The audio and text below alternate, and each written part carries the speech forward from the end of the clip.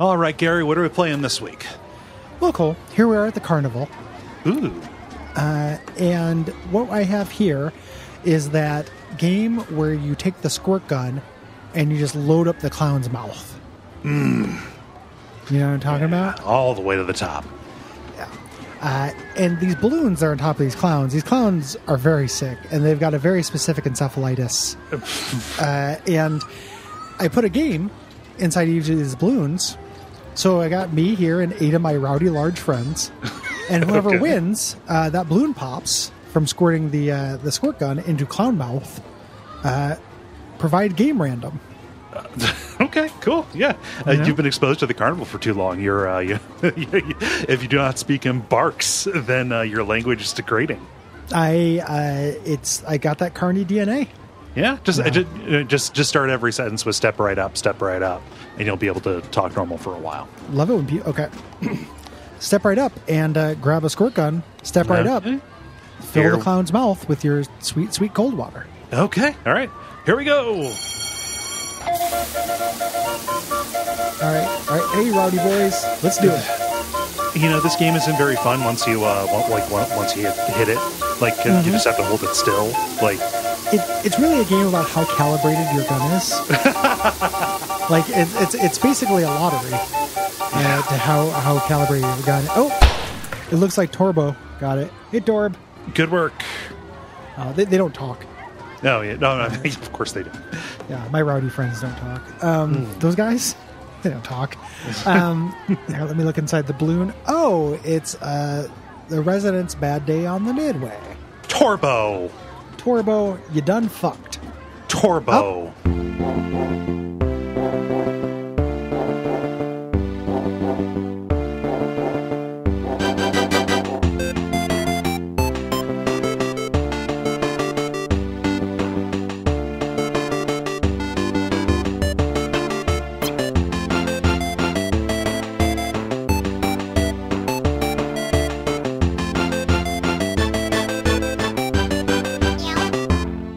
My name is Gary Butterfield.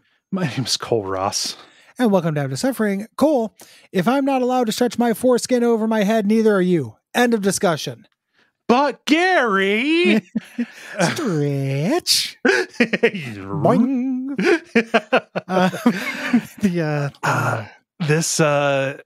This week we're talking about the residents. Who did this? This is the residents' bad day on the Midway, and it's a patron demand from Adam. Thank you, Adam. Adam Son, said, why do you do this? Adam says, I've never actually listened to their music, but when Gary mentioned he hated the Residents a few months back, it reminded me that they're responsible for one of the weirdest games that I played as a kid. I'm not sure if it's actually weird or just seemed weird because I was 8, but I figured I'd make you all suffer and find out for me. Smiley face emoticon. All those things are true. We're probably gonna piss people off by not being over the moon about the Residents. I don't like the Residents. It's going to be the same people who are cranky because we don't like Screaming Mad George. Yes, it's very similar. It's kind of in a similar lane. I think so, and I get it. Like I get that they're a respected artist. You know, I just don't like them. Adam was referring to was I had a friend growing up who lives Residents. The Residents who have put out a frankly inadvisable number of albums. Yes. Okay. Every time a new one would come out, or he would discover a new one, which during my lifetime there's like 40 of them or so. He would make me listen to it. Maybe this is the one that'll get you into this. It came from a sweet perspective, kinda, in that he wanted to share something. He wanted to share something that he loved. Yes. Perfectly understandable. A very, very sweet impulse that did not account for my agency. And my the validity of me not liking something and that just having to be okay. It was just like, hey, he was just touching the stove over and over again with your hand. Yes, like maybe now it's not hot. And he kept trying to come up with new angles of attack, and stuff like that. The takeaway from this is that when we played this game, and I was like, you know what? I haven't given the residents a chance since I was like, 21. Maybe because my friend. Maybe your taste is kind of changed or developed in such a way where this particular kind of obnoxiously eclectic art rock, with a huge amount of edifice built around it, maybe there's something cool. Maybe you're going to pull something up on YouTube, has good sounds. They're dancing around like they're all anonymous and they're wearing eyeball heads. Okay, it's a fine image. It's all bad sounds. That's the thing. Like, it sounds like such shit. It's really bad music. I don't have like real deep catalog on the residents, never really ran into them in the wild. I found nothing that rose above the level of the worst Flaming Lips I've ever heard. Or like the worst Ween. I've ever heard, or any of these bands that are like, let's just fuck around. And there's artistry to this. There's a composer who is in charge of the residents, and sometimes they make music that is technically interesting and complicated. Not interesting to me, but like objectively there's something there. It sounds so bad. And it's really impressive to be around for, more than 40 years and put out this many albums. And any random dart I throw into this band sounds like shit. Right. To me, it just sounds awful. They are the musical equivalent of a thing I don't like in any art, which is you should like this because it's fucking weird, regardless of its quality. Right. Like, isn't it outlandish that they did an album entirely with children's instruments? And I'm like, yeah, that sure is outlandish. That ain't my problem, though. To what end? To what end? Why is that? It's those questions of criticism about like whether something is. It never answers the was this worth doing? Right. The answer is always no. Like, they've never made a product other than the image of a guy in a suit with an eyeball for a head, which I'm not made of stone. I think that looks cool. Other than that, everything they've done, I think, is not worth experiencing. Yes. Including this horrible fucking monster game that I was annoyed the entire time I was playing it. Yeah. So this is Bad Day on the Midway. Something the residents do is they're really into like offbeat stories. They've got like just a ton of like just fictional, because they're an art collective as well, and so they've got like a fictional like origin story and like fake people who are their inspirations and stuff like that. And a thing that was true about them is like when CD-ROM started being a thing, they identified identified like, hey, there is opportunity here specifically for us, people who are interested in making both music and visual art, and finding a way to marry the two of them with bizarre story and theme and stuff. Like, CD-ROM is going to be a place for us to do this. And Bad Day at the Midway in 1995 was what was like their big like hack at this. They'd released other CD-ROM stuff, but this is like the one that is the video game, and it's just barely a video game. This is kind of in the same line as the Rednecks game that we talked about. That's a good point of comparison. Yeah. Where you kind of walk around, there are death states, but no puzzles or anything. Right. Which, like, that should tell you a lot. You jump between people's heads as you walk through, and it's largely like an interactive narrative. Yeah. Like, you're going through to get the quirky stories of these people with awful accents. That's it. Yes. In a kind of creepy carnival. Mm-hmm. It's it is this this creepy dark carnival that may or may not be metaphorical. Everybody except for the person you start as, this little boy named Timmy, who is the innocent. Everybody has this just a incredibly offbeat backstory. There's a serial killer. There's people with deformities and stuff like that. And like, you start in this world. There's like a random set of characters that start at random points. and they progress from noon to like 1 a.m.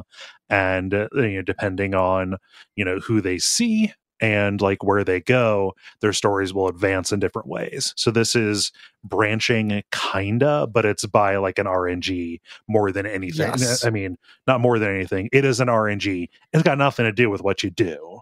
Yeah, a non-deterministic narrative game. Yeah. So like this makes me think about like so many things that fill me with contempt. Like one thing, the idea of the spooky carnival like this is a juvenile idea. When I was a teenager, this kind of thing appealed to me when I would play like Sanitarium or something like that. Right. But I do think this is you grow out of this. Not the Residents though, because the Residents started in the late 70s. This is very late in your career to be doing something this fucking juvenile. It's like, what if this thing that we generally associate with good times, but everybody knows is kind of seamy? Like, what if we filled it with killers and knives? What if it was a little bit weird? What if it was grotesque? How do you do that, like, 17 years into a career to come upon the most obvious and cheapest irony that can be that late in your career? Like, it's... it fills me with contempt. I hate it. I hate it. It's not scary. It's not weird. Everyone has the biggest cartoon voice that you could ever possibly have. Yes. In this, that drives me fucking nuts. It's just cheap feeling. It feels very tedious. To me as a thing. So you kind of poke around like you're playing Myst, like you navigate by clicking on areas, and there's like a transition that goes, and kind of what you're looking for is people to talk to in the right place for them to tell you their story. And then the game kind of goes into this non-interactive FMV, QuickTime shockwave thing. That is their backstory with all of this wacky and grotesque imagery, and each of these sequences was made by a different visual artist. I think that's cool, pulling in like a whole bunch of different people to kind of like author the style of these and make the art that goes along with the story. Like, that is a neat way to make a thing. However, the things that they are making do not speak to me, and they are hard to look at and listen to. It feels like a neat thing in concept. Yes. To me. One of my favorite comics is The Invisibles by Grant Morrison. Very famously, the last collection of that last trade, Counting to None, is it counts down. Like, so it starts with issue 13 and counts down to 1. There it starts going backwards, and there are a bunch of issues that are jam issues that are like artists each doing different scenes and stuff. In the same kind of pursuit of this kind of like, hey man, let's experiment, but makes it unreadable. And makes it not work as a narrative. Like, it is just this band and this product is the emblem of that sounds neat. We could do that. That seems like a cool idea, but is not cool in practice. Like, is actually powerfully uncool in practice. It's also a thing where like, I'm not immune to some of the shit these people do. There's just better versions of it. So like, if you want this kind of like comedy and wackiness and an ethos and characters and mythology, you got Devo right there. Like, Devo has a storyline. Devo has characters and recurring elements and stuff. They just write songs. And it's like, how is that too much to ask for a fucking band? It feels really minimal to me. Like, it doesn't just have to be nerd, and like overtly nerd shit. You have Digital Underground too. They did shit like that. You can do the concept, and you can do video games that deal with this kind of stuff. You have Sanitarium. You have stuff like Harvester. Yes. Right. Which is about you can do everything that this thing does in a way that actually works from every angle. You do not have to subject yourself to Bad Day on the Midway. Yeah. Because Bad Day on the Midway is a bad game. Bad game on the, there's nothing that rhymes with that. Yeah. If they ever invent a word that rhymes with game, I'll eat my hat. For me, it was bad game on a Wednesday, right? Bad game on a bad day. And it's kind of like, it's whatever. I possibly could be like, Screaming Mad George's Paranoia Escape or whatever it is. Like, if that game was good, I probably would have had to hand it to him. It was a bad game too. Yeah. Like it's a bad game that is completely extended out on this art, which is incredibly opinionated art, right? That cannot feel anything less than incredibly cliche. Yes. In the same way that Screaming Mad George did. Mm-hmm. Like, what about a dark and twisted carnival where the freaks are really freaks and the clowns are evil is just so goddamn tiresome. Mm-hmm. And the same thing with Screaming Mad George. Like, what if a pulsating, ovulating mood sack with a pig head that breathes like super lungs, and like, here's a backward skull and a pile of viscera, and like all this Nine Inch Nails video shit is just tiresome. Yeah. I'm just tired by it. Seriously. You know? Like, if you want the good, like dark carnival stuff, go listen to Alice. Go listen to Alice by Tom Waits. There you go. You got it. Got it in one. There are dark carnivals. If you are seeking a dark carnival, I beseech you to keep looking. You know, this ain't it. And here's the thing: is I'm not seeking a dark carnival either. Yeah, like not only are there better versions of this, but the best version of this I don't care for that much. I don't think it's that interesting. There are some bangers on Alice. It's a good album. No, I'm sure it's fine. I don't really like listening to Tom Waits because I don't know. He's got a thing. You have to be in the mood for a Tom Waits song. Yes, they're all Tom Waits songs. He's very like, it's a more respectable thing, but I do think that he is pretty laser focused. Yes, in like a sonic aesthetic. Mm-hmm. You know, yeah. I don't want a carnival. I don't care about a carnival. Please, I enjoy a carnival. Like I go to a carnival and I just have fun at them. We talk about it all the time. I feel like every 5 episodes we talk about how great the state fair is. Yeah, I'm sick of the irony. Like a kid who's just like, oh man, dad wants to take me to the fair. That's real lame. What if it was cool and there were monsters and stuff? Like, no, man, it's cool. There's a pony. They're piece of shit. You get to see a pig. Here's what you do. Not just a pig, the best pigs that there are. They've judged the pigs. They've curated a collection of pork. This is the best pigs from around you. You can go and look at them. And rather than going this way, this cheap irony, why not enjoy the delicious irony of going to the Polk County Fair in Oregon and seeing all the 4-H teens who have written poems and reading them on the wall? Like, you can have a more sophisticated irony than this. Mm-hmm. You know, like you don't have to stick it to the freak show and the bearded lady. Stick it to the 4-H kids who are the girls who are writing poems about their horses. You can read very juvenile verse about a beloved alpaca. Yeah. Yeah, you get to see somebody will be like, oh, here's you know what they have at these things? They have table setting competitions. You know about this? I know about table setting competitions. Yeah. Like this doesn't need gussing up. Yeah.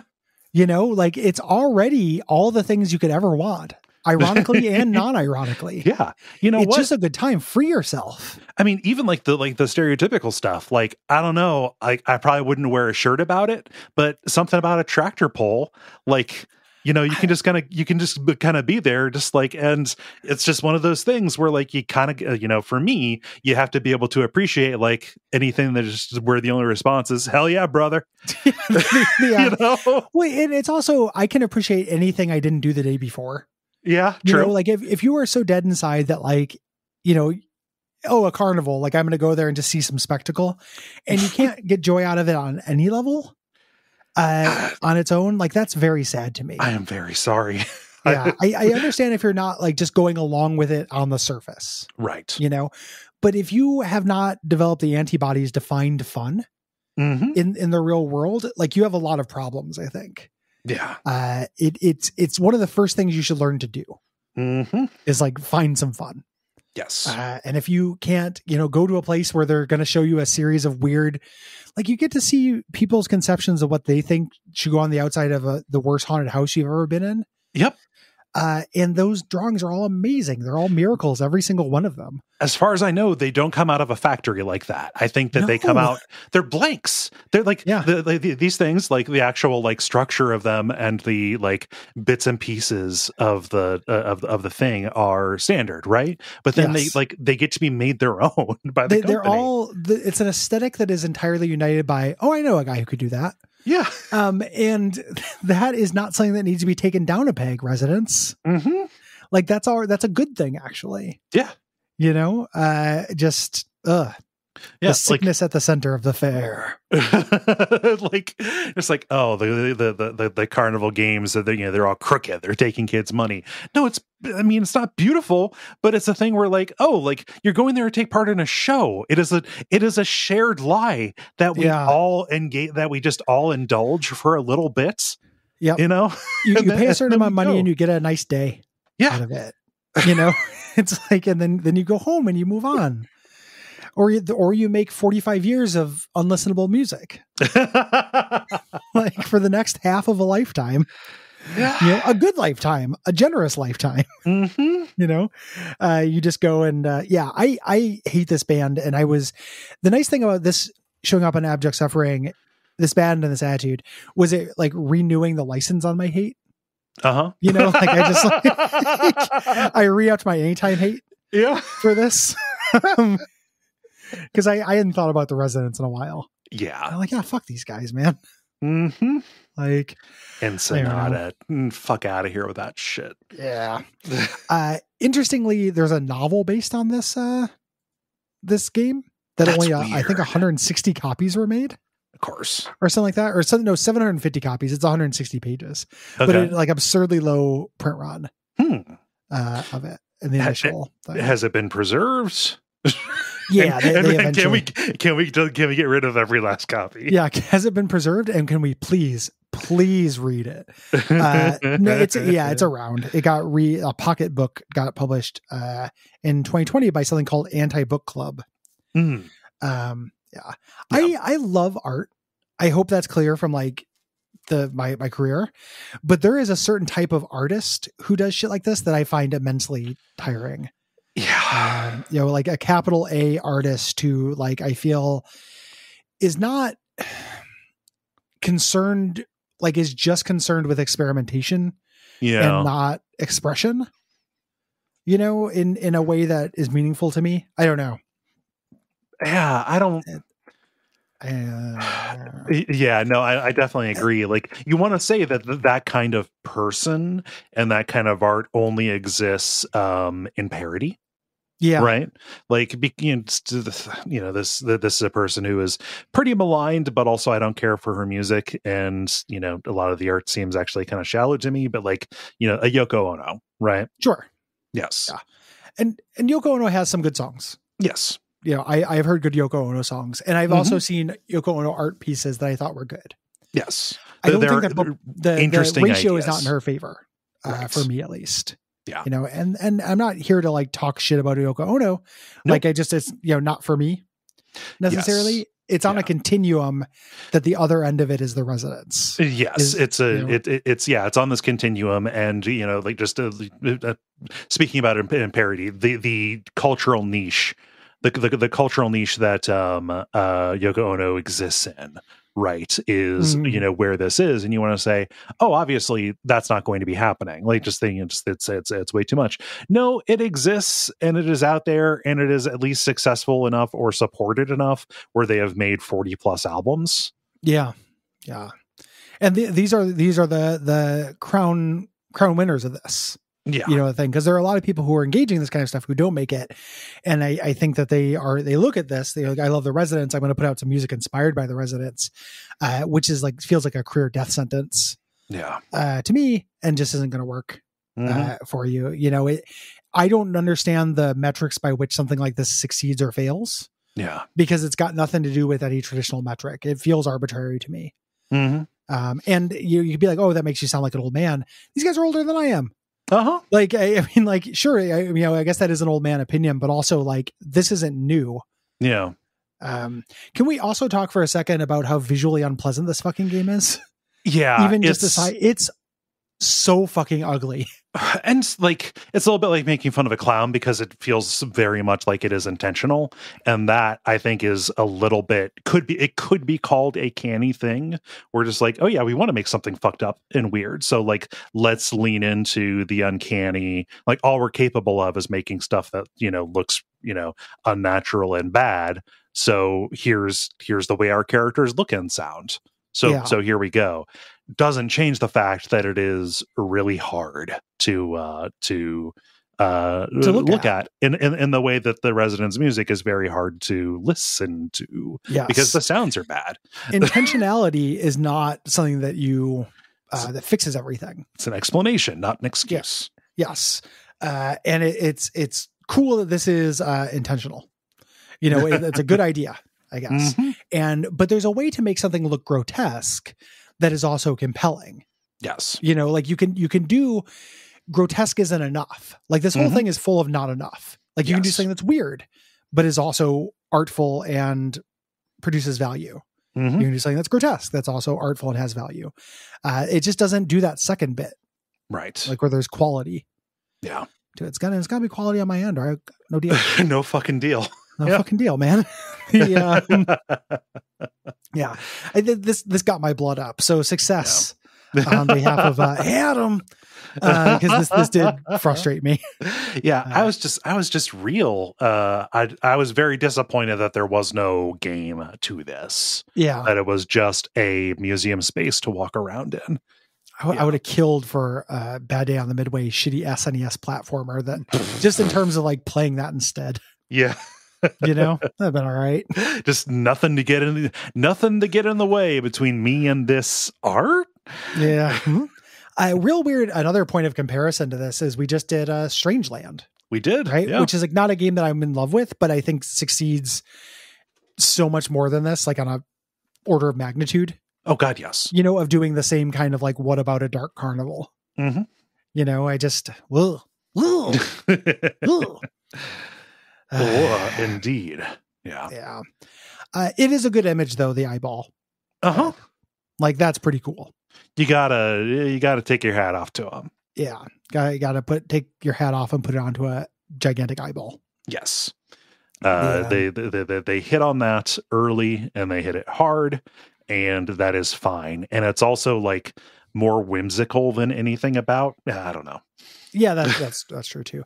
A sad thing. So one of my big memories of the Residents, of my friend trying to get me into this, is they put out an album called the Commercial Album. And the concept between that album is that pop songs are basically commercials. Disagree, but and what if they just did a verse and a chorus and then cut it off? I like that. I like short songs. Even this thing that is not only like should be appealing to me, but is also very close to like what I like to do. Like I write a lot of songs that work that way, that don't repeat. Still sounded fucking awful. Like the best possible inroads to this did not work for me. Just the idea of this, it is an album, 40 tracks, each roughly 1 minute a piece. That seems cool. Like making that pitch, I would attempt to listen to it. Yep. I don't recommend it though. You can. I listened to it a little bit today when I was trying to again re-up my hate bucks, and like it just did not work. Fucking A. This is reviewed really well. Weirdly enough, like people generally like it. It's got a pretty active board. Like we are the outliers on this. The Residents have their fans. Yes. It's worth noting. Like people like this band, just we don't. But it's not like this was a failure. Yeah. So not a failure. And just because people were real horny for any CD-ROM entertainment. See our recent episode about I forget what game it was, but we recorded it. It came out.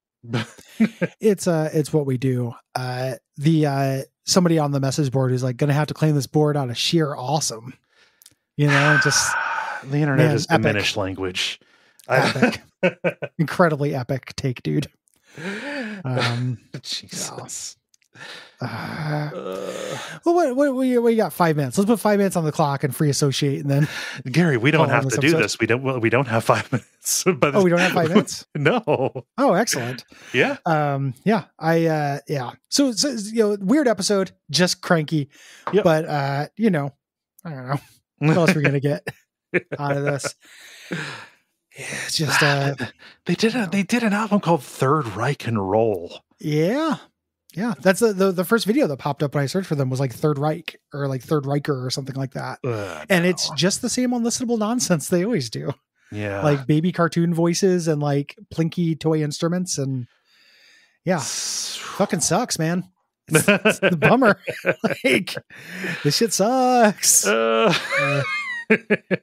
looking forward to tonight. I have band practice, and it is a continuous, pastime for me and my band to make fun of band members.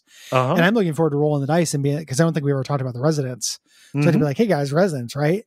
And then what if I have to reckon with a whole new reality when they're like, oh yeah, man, I love the residents. And Andrew's like, fuck yeah, dude. I know Andrew won't, but Brian's a wild card.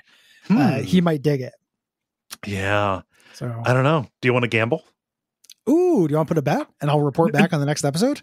No, so I don't know these guys, so it would literally just be flipping a coin. I was just asking you, do you want to gamble? Do you want to gamble and finding out that that's a beloved creative collaborator has this? Obviously. My childhood best friend was the person who exposed this to me, so that's the thing. I got antibodies. Yeah. Like I could tolerate it. Yeah. Yeah. The real trick would be like the real gamble, and I don't think she would, but if like my fiance was like way into the residents, that feels like something that would have come out. I would know it. Yeah. I would be able to tell. I wouldn't even have to do anything. I'd be like sleeping next to her and I would just wake up in a cold sweat. Or I would know through the act of lovemaking. It wouldn't because she called me the residents during sex or anything. It wouldn't be because of that. I would just get a sense. I mean, like the ultimate post nut clarity, like where you're just like, oh my God, the person I just nutted in is a residents fan. Oh God.